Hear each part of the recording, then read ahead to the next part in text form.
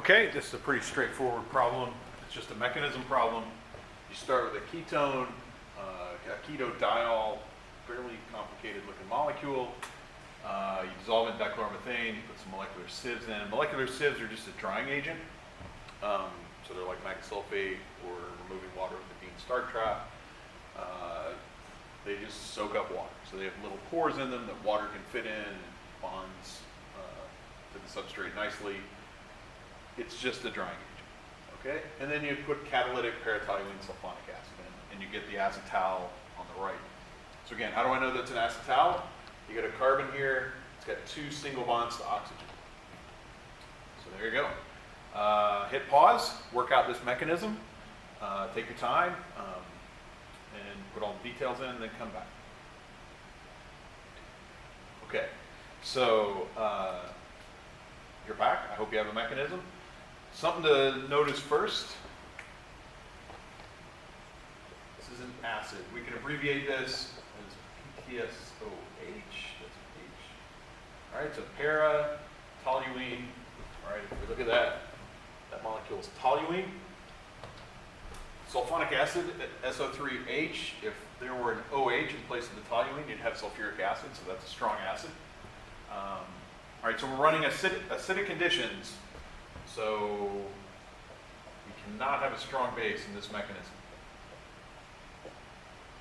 All right, so everything's, you want your oxygens to be neutral or protonated. And so protonation is the first step here. This oxygen's gonna grab that proton.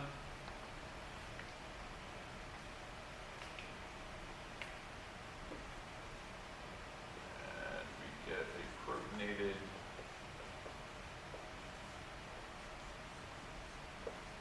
ketone. And again, that's got to be the first step. A neutral alcohol is not a strong nucleophile. It's not going to add to the carbonyl on its own. Neutral carbonyl is a decent electrophile, but not super strong. So it's got to have a strong nucleophile to add to it. Once you protonate it, this now is a really strong electrophile, right? We could pop the electrons up here, get a resonance structure where we move that positive charge down here. Okay, so protonating the carbonyl, I'm going to go ahead and draw it this way because that's a better representation of the structure. But protonating the carbonyl makes that carbonyl way more electrophilic than it was. And once you've done that, now the weak nucleophile alcohols can add. First of all, I'm going to go back through here and I'm going to put a little red circle by the carbonyl carbon. I'll try to do this on all of them. If you come over here, so the oxidation state of that carbonyl, carbon's got two bonds to oxygen. It's going to be true here as well. So that carbon, the red dot, is the same throughout. So now, when you did this mechanism at home, you could have either brought the left-hand oxygen to the carbonyl or the right-hand oxygen. Note, there's not really a left or a right in the molecule, right? That this molecule is bending and folding and bonds are spinning. It hardly ever looks exactly like this molecule. It's just a handy way to draw it.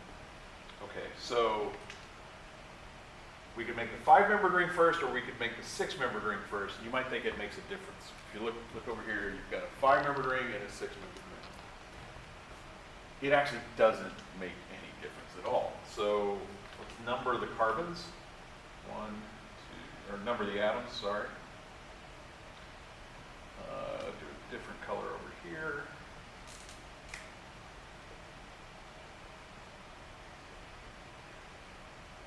Okay, so the right-hand oxygen, if that cyclizes, we get a 6-membered ring. The left-hand oxygen cyclizes, we get a 5-membered ring. That's why we get two different sized rings. So like I said, in the mechanism, it really doesn't matter.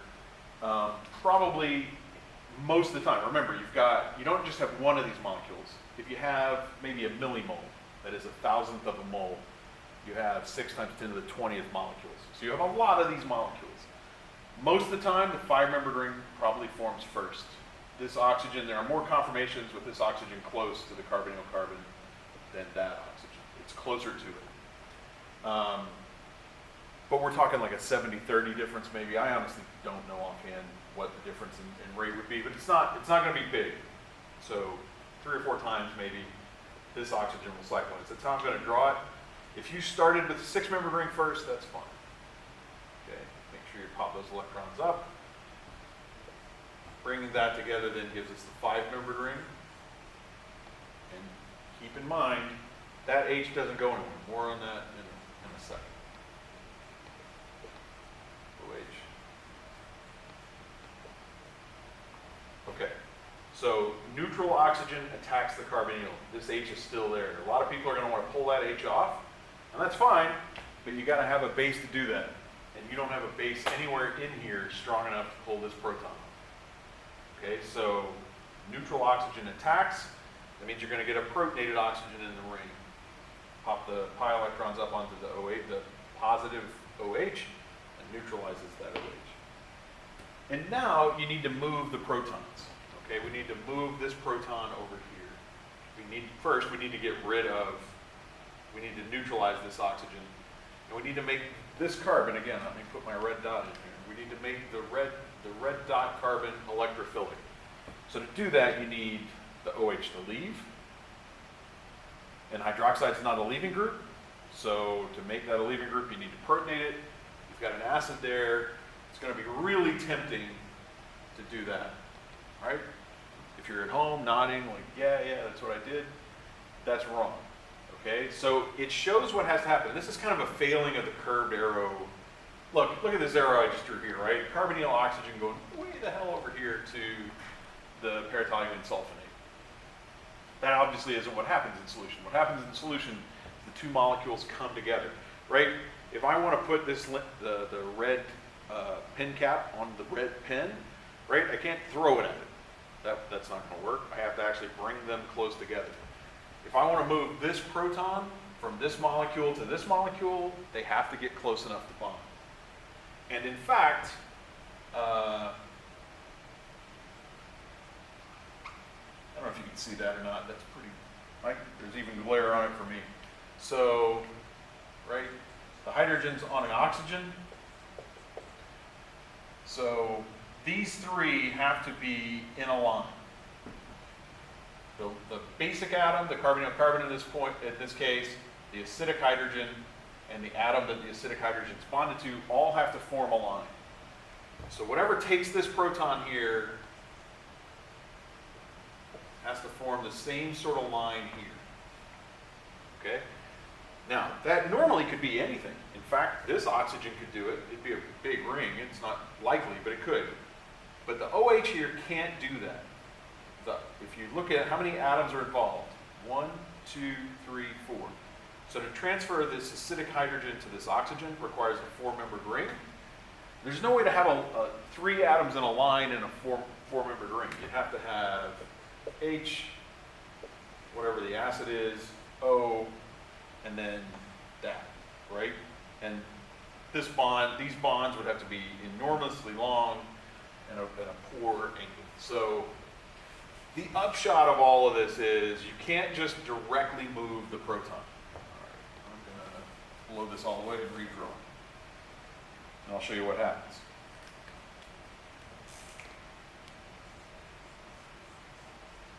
How does my voice sound at 1.5 speed?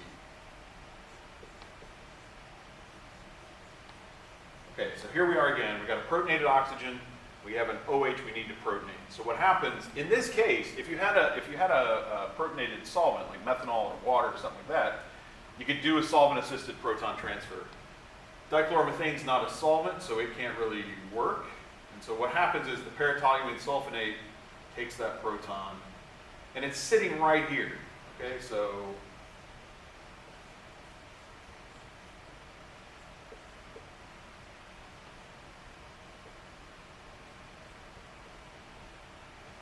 I'm going to draw in the bit of the molecule. I'm going to write AR for the toluene bit. Okay, that proton, that strong acid now is produced right next to this, and the oxygen can take it there. All right, and you're probably at home. If you haven't done this a lot, you're like, this is stupid. Just move the proton. I agree, I felt that way for a long time, but it's not what really happens. Remember, this mechanism is attempting to illustrate what actually happens in the solution.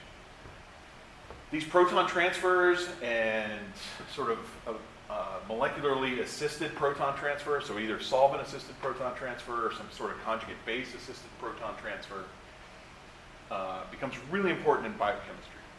Okay, so in any kind of aqueous medium, following where the protons are, knowing what's protonated, what's not protonated, what is doing the protonating and deprotonating is really important. And we'll take care of, like, I don't know, a very large percentage of the chemistry you need to look at if you're in a solvent that's got protons on it. All right, protons are hopping on and off all these atoms a lot. Okay, so this is going to get us, what's the product of this acid-base reaction going to get us here? It's going to get us an OH, so an OH2, sorry.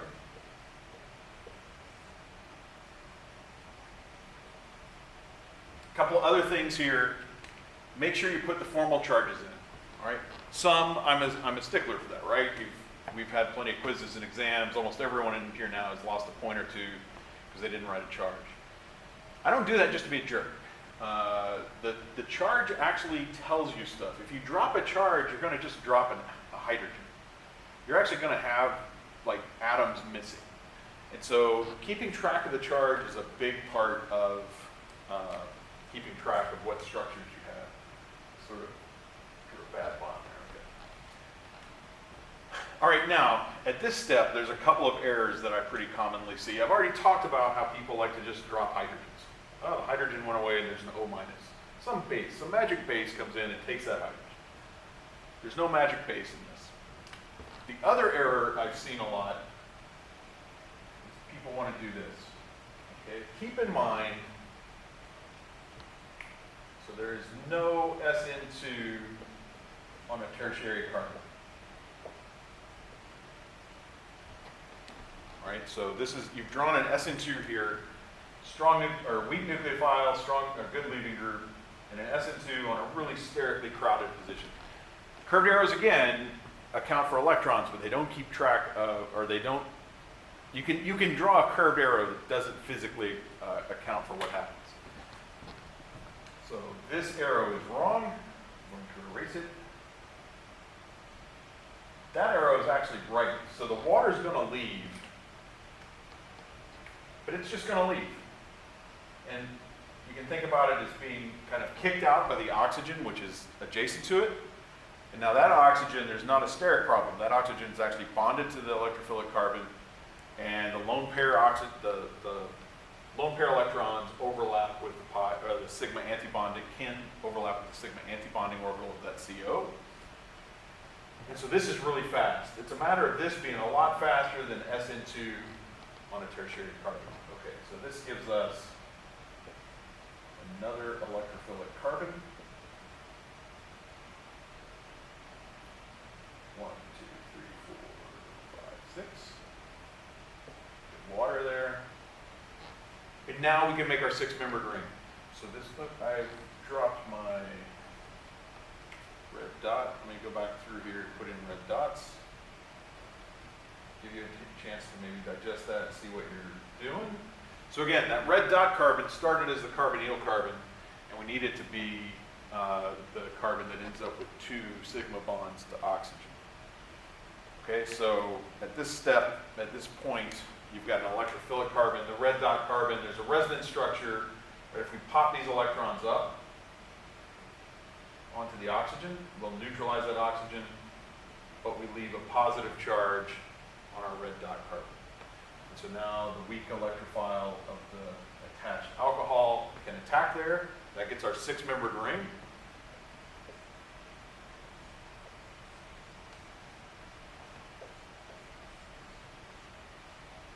But again, keep in mind that H is attached. So this H is still there. Positive charge. Okay, and so now you can either have paratoluene sulfonate or water. Either one of these is an acceptable base at this point, because it's just going to go back and be used to protonate another equivalent of ketone, and here's your acetal.